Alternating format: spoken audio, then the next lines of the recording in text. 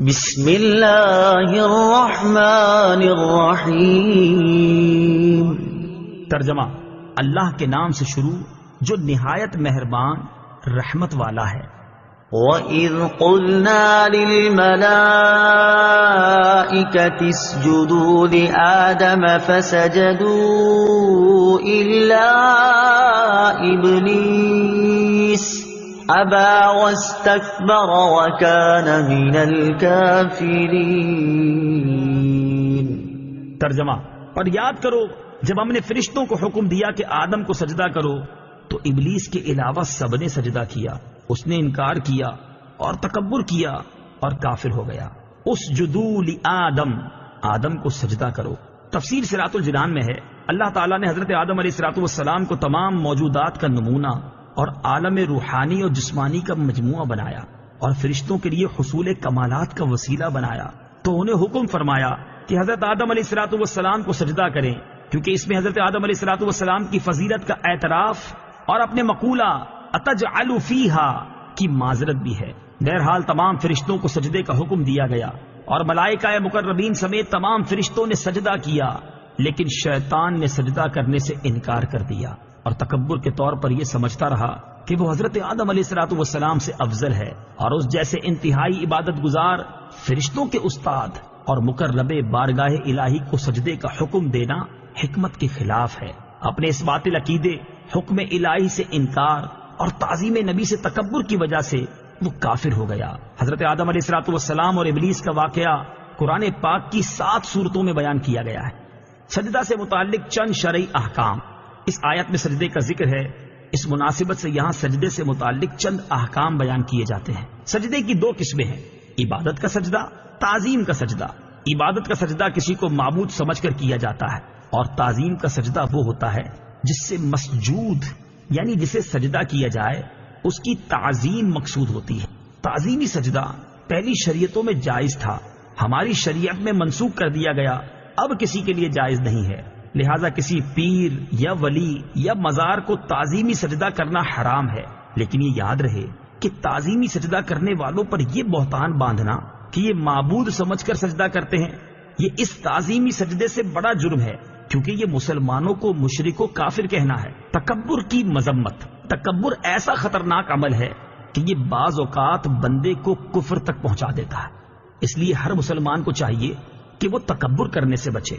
حضرت عبداللہ ابن مسعود رضی اللہ تعالی عنہ سے روایت ہے، نبی کریم صلی اللہ تعالی علیہ وسلم نے ارشاد فرمایا، تکبر حق کی مخالفت کرنے اور لوگوں کو حقیر جاننے کا نام ہے۔ حضرت عبداللہ ابن مسعود رضی اللہ تعالیٰ عنہ سے روایت ہے، حضور اقدس صلی اللہ تعالی علیہ وسلم نے ارشاد فرمایا، تکبر سے بچتے رہو، کیونکہ اسی تکبر نے شیطان کو اس بات پر ابھارا تھا کہ وہ حضرت آدم علیہ السلام کو سجدہ نہ کرے۔ وَقُلْنَا يَا آدَمُ اسْكُنْ أَنْتَ وَزَوْجُكَ الْجَنَّةَ وَكُلَا مِنْهَا رَغَدًا حَيْثُ شِئْتُمَا وَلَا تَقْرَبَا هَذِهِ الشَّجَرَةَ فَتَكُونَا مِنَ الظَّالِمِينَ فَأَزَلَّهُمَا الشَّيْطَانُ عَنْهَا فَأَخْرَجَهُمَا مِمَّا كَانَا فِيهِ وَقُلْنَا اهْبِطُوا بَعْضُكُمْ لِبَعْضٍ عَدُوٌّ وَلَكُمْ فِي الْأَرْضِ مُسْتَقَرٌّ وَمَتَاعٌ إِلَى حِينٍ۔ ترجمہ: اور ہم نے فرمایا، اے آدم، تم اور تمہاری بیوی جنت میں رہو اور بغیر روک ٹوک کے جہاں تمہارا جی چاہے کھاؤ، البتہ اس درخت کے قریب نہ جانا ورنہ حد سے بڑھنے والوں میں شامل ہو جاؤ گے۔ تو شیطان نے ان دونوں کو جنت سے لغزش دی، پس انہیں وہاں سے نکلوا دیا جہاں وہ رہتے تھے، اور ہم نے فرمایا تم نیچے اتر جاؤ، تم ایک دوسرے کے دشمن بنو گے اور تمہارے لیے ایک خاص وقت تک زمین میں ٹھکانا اور زندگی گزارنے کا سامان ہے۔ یا آدم اسکن انت وزوجک الجنہ، اے آدم تم اور تمہاری بیوی جنت میں رہو۔ تفسیر صراط الجنان میں ہے، یہاں سے حضرت آدم علیہ السلام اور ابلیس کا واقعہ بیان کیا گیا ہے اور اس کا خلاصہ کچھ یوں ہے۔ حضرت آدم علیہ السلام اور ابلیس کے واقعے کا خلاصہ، حضرت آدم علیہ السلام کو سجدہ نہ کرنے کی وجہ سے شیطان مردود ہوا تھا، لہٰذا وہ حضرت آدم علیہ السلام کو نقصان پہنچانے کی طاق میں رہا۔ اللہ تعالیٰ نے حضرت آدم علیہ السلام اور حضرت حوا رضی اللہ تعالی عنہا سے فرمایا کہ جنت میں رہو اور جہاں دل کرے بے روک ٹوک کھاؤ، البتہ اس درخت کے قریب نہ جانا۔ شیطان نے انہیں وسوسہ ڈالا اور کہنے لگا کہ تمہیں تمہارے رب عز و جل نے اس درخت سے اس لیے بنا فرمایا ہے کہ کہیں تم فرشتے نہ بن جاؤ یا تم ہمیشہ زندہ رہنے والے نہ بن جاؤ۔ اور اس کے ساتھ شیطان نے قسم کھا کر کہا کہ میں تم دونوں کا خیر خواہ ہوں۔ اس پر انہیں خیال ہوا کہ اللہ پاک کی جھوٹی قسم کون کھا سکتا ہے۔ اس خیال سے حضرت حوا رضی اللہ تعالی عنہا نے اس میں سے کچھ کھایا، پھر حضرت آدم علیہ السلام کو دیا تو انہوں نے بھی کھا لیا، اور یہ خیال کیا کہ اللہ تعالیٰ کی ممانعت تحریمی نہ تھی بلکہ تنزیہی تھی، یعنی حرام قرار دینے کے لیے نہ تھی بلکہ ایک ناپسندیدگی کا اظہار تھا۔ یہاں حضرت آدم علیہ السلام سے اجتہاد میں خطا ہوئی، اور خطائے اجتہادی گناہ نہیں ہوتی، چنانچہ شیطان کے دھوکے کی وجہ سے انہوں نے اس ممنوعہ درخت کا پھل کھا لیا، اور پھل کھاتے ہی ان کے پردے کے مقام بے پردہ ہو گئے، اور وہ اسے چھپانے کے لیے ان پر پتے ڈالنے لگے۔ اس وقت اللہ تعالیٰ نے فرمایا کہ کیا میں نے تمہیں اس درخت سے منع نہیں کیا تھا، اور میں نے تم سے یہ نہ فرمایا تھا کہ شیطان تمہارا کھلا دشمن ہے؟ اس کے بعد حکم الہی ہوا کہ تم زمین پر اتر جاؤ، اب تمہاری اولاد آپس میں ایک دوسرے کی دشمن ہوگی، اور تم ایک خاص وقت تک زمین میں رہو گے۔ زمین پر تشریف آوری کے بعد حضرت آدم علیہ السلام ایک عرصے تک اپنی لغزش کی معافی مانگتے رہے، حتیٰ کہ آپ علیہ السلام کو اللہ تعالیٰ کی طرف سے چند کلمات سکھائے گئے۔